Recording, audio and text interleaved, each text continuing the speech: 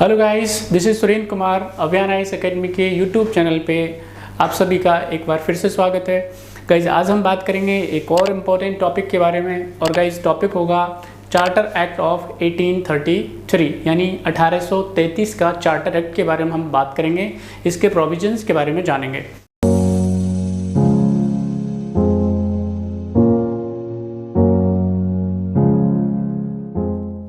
Guys, last lectures में हमने charter act of 1813 के बारे में बात किया था, 1813 के चार्टर एक्ट के बारे में बात किया था, उसके प्रोविजंस को जाना था।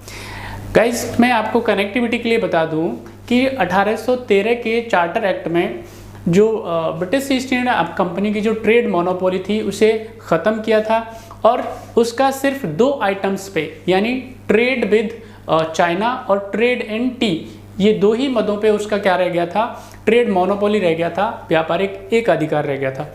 लेकिन 1833 के चार्टर एक्ट में ब्रिटिश जो क्राउन था, ब्रिटिश सरकार थी, ब्रिटिश गवर्नमेंट थी, उसने क्या किया, यहाँ पे अगर मैं बात करूँ तो ये सेंट्रलाइजेशन टेंडेंसी में यानी केंद्रीयकरण की जो प्रवृत्ति है उसमें ये सर्वोच्च एक्ट था। इस एक्ट के माध्यम से ब्रिटिश क्राउन ने जो अपना शिकंजा है वो पूरी तरह से ईस्ट इंडिया कंपनी के ऊपर कस दिया गया। तो यहाँ पे जो इम्पोर्टेंट प्रोविजंस थे इस एक्ट के, उनके बारे में गाइज हम बारी बारी से बात करेंगे।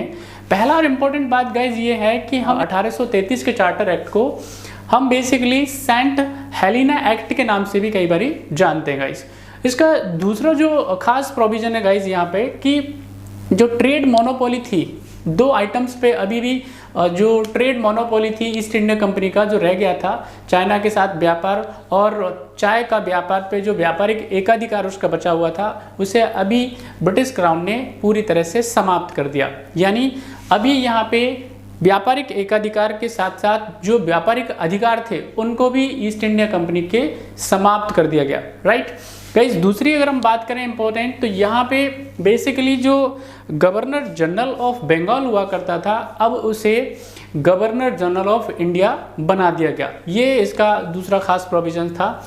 यहाँ पे गाइस जो नेक्स्ट पॉइंट चला आता है, तो एज यू नो कि जब उसका व्यापारिक एकाधिकार समाप्त कर दिया, राइट, यहाँ तक कि उसकी बिजनेस करने के सारे अधिकार थे उससे छीन लिए गए, और उसको अब क्या कर दिया गया था, सिर्फ एक एडमिनिस्ट्रेटिव बॉडी के रूप में कन्वर्ट कर दिया। यानी भारत के अंदर प्रशासनिक एक निकाय बना करके ईस्ट इंडिया कंपनी को यहाँ पे छोड़ दिया गाइज, राइट। तो ये बेसिकली क्या है, इसके कुछ इम्पोर्टेंट जो प्रोविजंस हैं गाइज।